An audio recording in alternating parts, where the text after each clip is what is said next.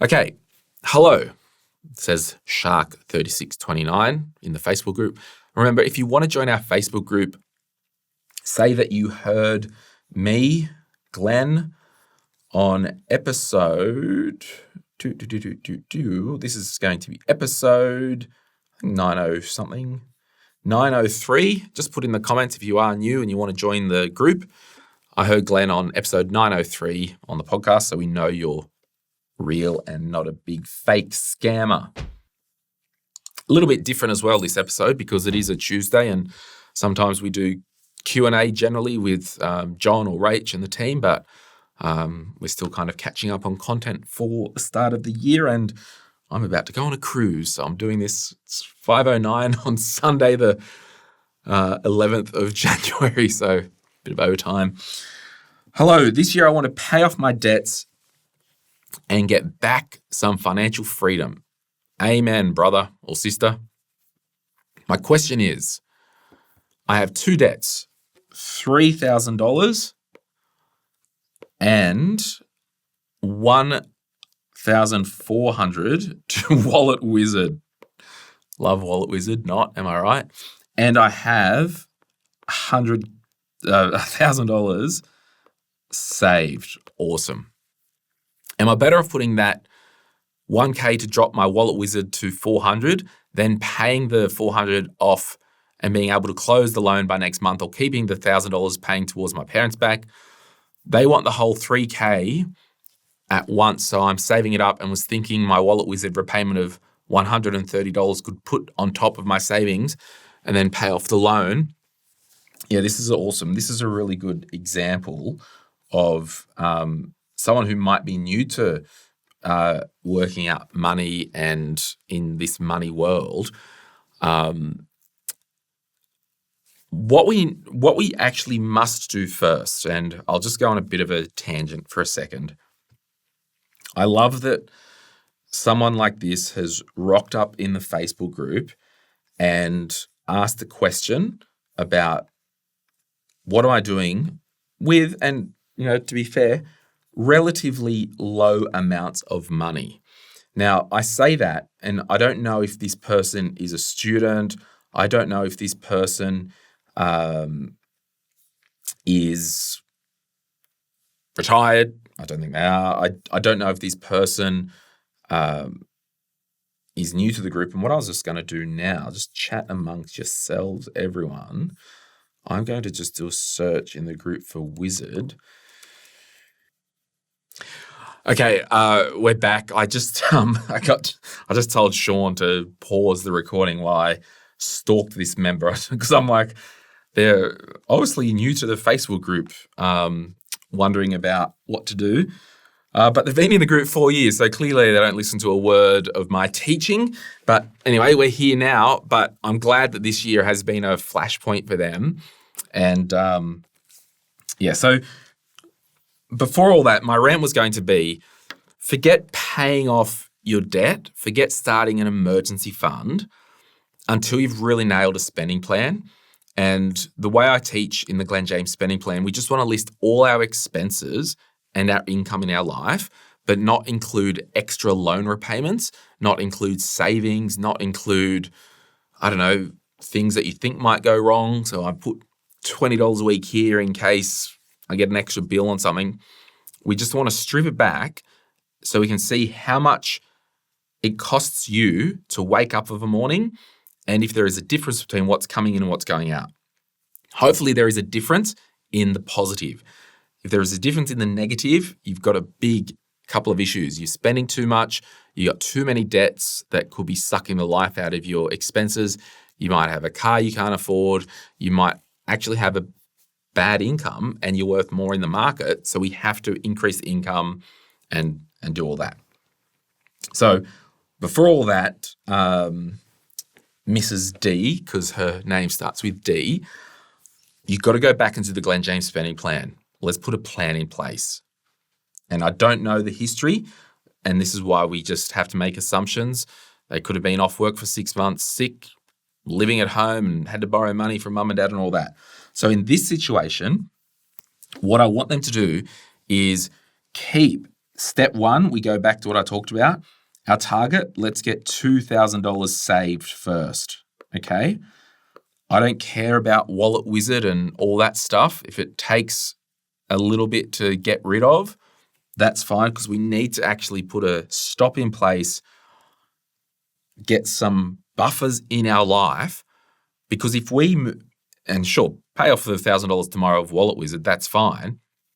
The only problem is, if it happens again and something goes wrong, we don't want to have to run back into debt. Like, we have to stop somewhere, have a flashpoint, and rebuild in some type of method, okay?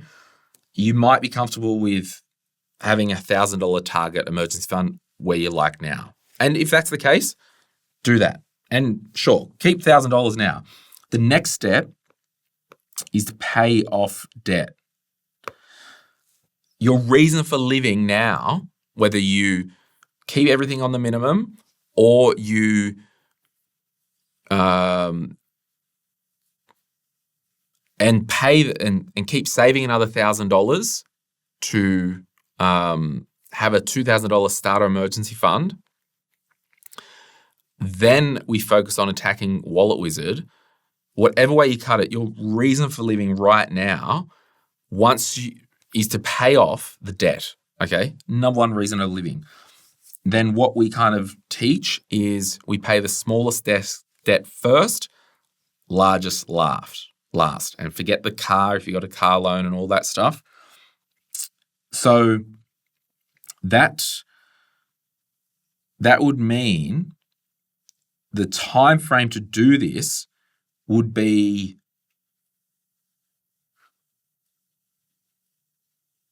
dependent on how much comes out of your spending plan. Simple as that. You might have $500 a month in your life left over, but because you don't have a plan and things are sloppy, you don't see it and you're spending it, and you've got friggin' Uber Eats and you've signed up for Uber One and you've signed up for DoorDash and you're lazy and you're not walking to get your takeaway and all that stuff. So we want to smash Wallet Wizard. The funny thing that I thought was interesting, that the parents wanted the whole $3,000 at once. Like, the parents bad at managing money as well. Like, what, they don't want to hack a $100 a week payment? Like, whatever, sure. But then all we do is, Wallet Wizard is first, then we save $3K and then pay mum and dad back. Then we need to come back and build our emergency fund. It could be $10,000. It could take you the next year or more to build an emergency fund. But I can tell you right now, when it comes to your money, probably the two hardest things that you will first do is to save for an emergency fund, or if you've got debt before you do that, paying off the debt. Because remember, like this tubby body fat here, most of the time, this is not medical fat because I'm a fatty, right? This is systematic overeating, an energy in, energy out surplus. And that's the same as your money. There could be a systematic thing that's caused you debt, like something out of your control. Oh, I forgot the auto payment bounced on the insurance and I hit someone's letterbox and my car insurance wasn't insured, so I had to get a $10,000 personal loan to pay them for the fence damage. Like, that type of crap, like, sure, within your control to not have your life being a friggin' mess so you forget to pay your car insurance. But there could be stuff like that that's happened that kind of in that category of out of my control, or I had a major dental event and I literally had no money. I had to get a personal loan of $6,000 to get some new grills. I don't know. So there is that category of we're fat because we eat too much and don't move. I'm overweight maybe because I'm on some medication. I've stopped some medication because I think it's messed with my metabolism and my ability to actually lose this fat, or I'm getting older, or I've got all the excuses in the world. Pick one. Same as your money, right? Or there is something in your life that's happened, like the medication thing that's causing you not to have any money at the moment. Things aren't forever. But swinging back to the emergency fund, I want to say once you have your emergency fund, you need to guard it with your life. Only use it for emergencies. Okay? What are emergencies? Emergencies. I've probably been saying it wrong for the last hour. Emergencies are things that happen financially that you can't plan for and control. And nor should you plan for them. Because if we had a list of emergencies being major dental work, a car insurance excess, a fridge failing, a car repair issue, kid getting sick, and there was some out-of-pocket expense, like all this stuff that we don't plan for, if we said, oh, no, we'll just plan for all these emergencies, you'd run out of money and a list of stuff to save for. So we just basically say anything that is not planned for or not an annual thing in your budget item. Going to the dentist every year, that's technically not an emergency because you factor that into your budget. If I factored in $350 per year to go to the dentist, yep, going along fine. Went to the dentist one year and they went, oh, hey, you got a thing wrong here. We need to sort that. That's $3,000. That's an emergency. Home maintenance, we factor in maybe $50 a month in a Bunnings account for shat. But if the hot water system blows, I would say that's an emergency because it might not blow. So that's why we have to have these dance about planning sensibly and reasonably throughout the year and having some basic cash buffers in our cash hub versus stuff that we can't control. And the minute you use your emergency fund for something that is an emergency means that your system is coming undone, or you have had an aneurysm and you're doing something you know you shouldn't, but you want it. And there's been a huge lapse of judgment. There has been a lapse of control, some spontaneity. And I kind of want to swing that back around with the first car person that we talked about. They need to be very careful that if we refi the car loan, actually what I'm saying is they need to be so careful that they only touch their emergency fund for emergencies, because if they don't, they've done everything else in vain. They are now starting from today, refied the car loan, 30 grand on our mortgage, 5-year term. We're going to try and smash it in 4 years. There's an episode coming up it's going to be, look out for it. It's going to be on episode 905B on the 5th of Feb in a couple of weeks about side hustles. There could be a way that we need to have a side hustle to start to attack some debt in our life to move forward for a season. But the minute that they touch up for something else, they've done everything in vain. And that's the same with your emergency fund. So that could mean they need another bank account that is not an offset account for their emergency fund, out of sight, out of mind. And that's where everyone loses it when they go, oh no, well then you're not getting the financial effect of that money offsetting your mortgage. Well, what would you rather? Having the money offsetting your mortgage, which is good financially because you're paying less interest, or putting your dirty mitts into that fund, spending it, which trumps any type of interest savings anyway, because you've spent the bloody money and you no longer have it for an emergency fund. Now, I will say just on that 25K one, that seems quite high, I think. Wow. This is what happens an hour into recording. I'm going back and looking how much I actually need as my emergency fund, okay? I think that could be high as their actual emergency fund. They may only need $15,000 as their emergency fund. Then what we do, we say, we've got our $15,000 emergency fund. We put that in an account labeled emergency fund only, emergencies only, break glass if needed. Then we say, well, out of the ordinary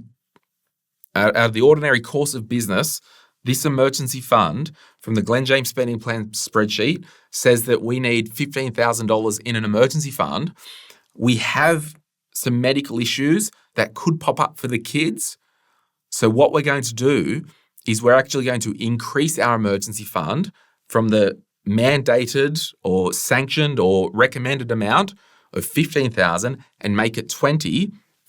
Thus means they have $5,000 of actual savings that aren't targeted or treated as the emergency fund. So that means when they're refining the car onto the mortgage, we're doing a 25-year term over 4 years because we're going to put that $5,000 that's considered savings into the car, okay? That's really important. I'm glad I thought of that. So then what we need to do, going back to people saying, well, why would you want the money in a separate bank when you've got an offset account? Well, it's probably safer not looking at the bastard every day thinking, well, we want to buy a new e-bike. I'm getting an e-bike. Or we want to go on a cruise. I'm going on a cruise. Or we want to do something. I don't know. What do other people do that aren't me? I don't know. Whatever you want to do, buy a new lounge or something. It removes the temptation. There's an old saying, out of sight, out of mind. Wow. Oh my gosh. So where to park the money? Number one, offset account. But if you see it every day and want to spend the bastard, it's got to go away. People often say to me as well, why don't we just invest that? Because don't we want a good return on this money? No, not really. It's an emergency fund, aka an insurance policy. What I've worked out here, if we did have a $25,000 emergency fund, right, each year, 4.5% in a bank account interest would earn $1,125. If there was a 8% per year return averaged out from some type of investment, it would earn, 8%, it would earn $2,000 a year. So the difference is $875. Oh, what? Glenn, you idiot. Why wouldn't you invest the money to get an extra $875 a year? You idiot. Aren't you a money guy? Well, call me what you want. But my hypothesis is that this emergency fund, where are we here? This emergency fund, what if that 8% return in the year that you need the money has dropped to 3% and you needed a $20,000 or $25,000 amount for a full-blown catastrophe emergency, and there's only $18,000 there, you've lost capital. But the actual win is, once you've got a fully funded emergency fund, what we're saying is, by having it just in cash, now sure, I haven't done it here to offsetting 5.8% versus a higher rate because it's not really about making money. This is an insurance policy and this is just to illustrate. You're saying out loud that we are paying insurance of $875 a year to have this money at call basically whenever we need it. In the money world, at call is considered get your money when you need it. If it's in the market invested, it's not really at call. Could take 2 days to get. People say to me, well, what if I can't transfer it instantly that minute? I'm like, when was the last time you had an emergency of $2,000, of $3,000, and you needed the money that day? Give me a break. And what's going to happen is, once you've got a fully funded emergency fund, you're going to move your income protection to 90 days. That's going to decrease the premium each year. May even save that full $875 in difference. You're going to increase the excess of your private health insurance to the maximum that you can. Make it $750. That's going to save you less money in terms of spending it. You're going to increase the excess on your house insurance, on your car insurance. And we're self-funding the first $25,000. So we're paying less to the insurance company because we're insuring ourselves for the first $25,000. Thus means, doth you not attack me with the... I'm watching a period, actually on SBS, The Count of Monte Cristo. I've been watching that series because I love the movie. I love period stuff. Don't know why. Doth thou, blah, blah, blah. So the difference a year, it goes out the window because when you consider the difference being $875 a year by not investing it, you're going to save more than that on self-funding the first $25,000 and increasing excesses on crap. And it's always going to be available at call. And there's no risk of capital being not there when you need it. So don't at me about being cute. I mean, do whatever you want. I don't actually care. Put your emergency fund in Bitcoin. Don't care. Just if you need it and the coins shat itself, well, don't whinge to me. Whinge anonymously in the Facebook group. I need to go. I'm having too much fun by myself here. So do what you want. That's the thing. But that's why we keep our emergency fund separate. We're not trying to do it. Sure, each year, that's interest bearing, right? At 25 grand. Yeah, take the interest. If it's in a bank account, take the interest and spend it or invest it or save it for something else. But as the general course of business, you would want to be potentially reviewing your emergency fund as things change and stuff increases. Your 6 months of expenses or 3 months worth of expenses, I kind of teach 3 months as a starting point. Over time, that will increase with inflation. So you might have to review your emergency fund over time. That's why people might let the money sit there. But basically what we need to do now is what happens if there is an emergency.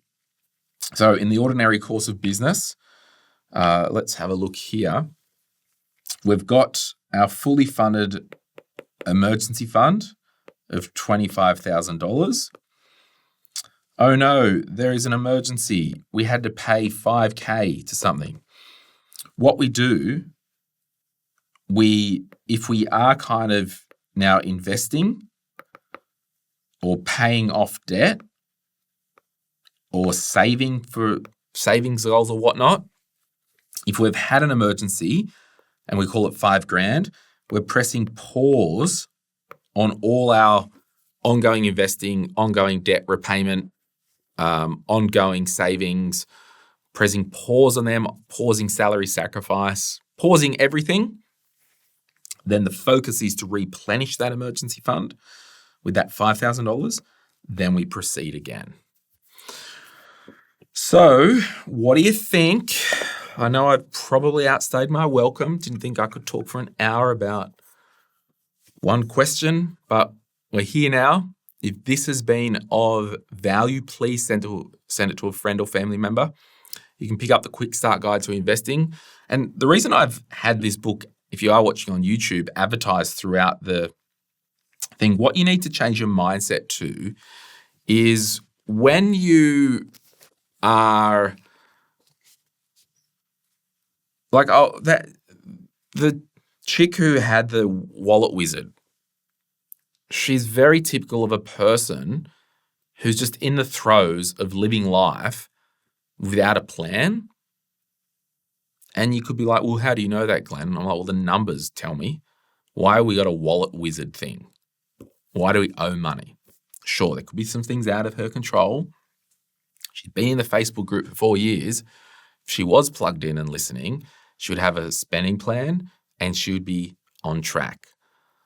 I don't know. But all I'm saying is there needs to be a shift in our life that we focus our attention not on consuming and instant gratification and pleasure, but having a solid money system and putting as much money as we can into growth assets and things that go up over time.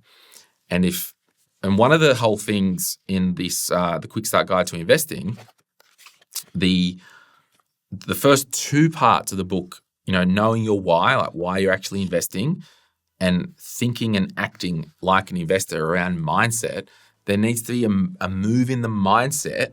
So our mindset is we want to live on less than we earn, not have consumer debt, invest the rest. My name's Glen James. Thank you so much. And if you disagree with anything that I've said, I would welcome that. I don't think I'm the final authority on car loans and emergency funds. Let us know in the Spotify comments and the YouTube comments, because I actually go in and reply to them. I actually read them. The reviews on Apple I can't respond to. Like someone says, "Oh, Glen's a cockhead" or whatever. Sure, I can't respond and say, "Yes, I agree." Likewise, but the YouTube and the Spotify commenting on each episode is good because we can have a bit of a conversation. I don't get to everyone, but I often will try and read through them and all that stuff. You've been real. I've been Glen. Bye. Hey, it's Glen here. Thank you so much for watching today's video. You made it to the end. Can I ask a favor? Can you hit that like button and maybe hit subscribe if you want to get notified when we release further videos just like this one, whether you watch the Money, Money, Money podcast or Retire Right. And remember, if you want to learn more about investing, I've got an investing book, The Quick Start Guide to Investing, and there's a link in the description to get your hands on a copy. Thank you so much. Bye.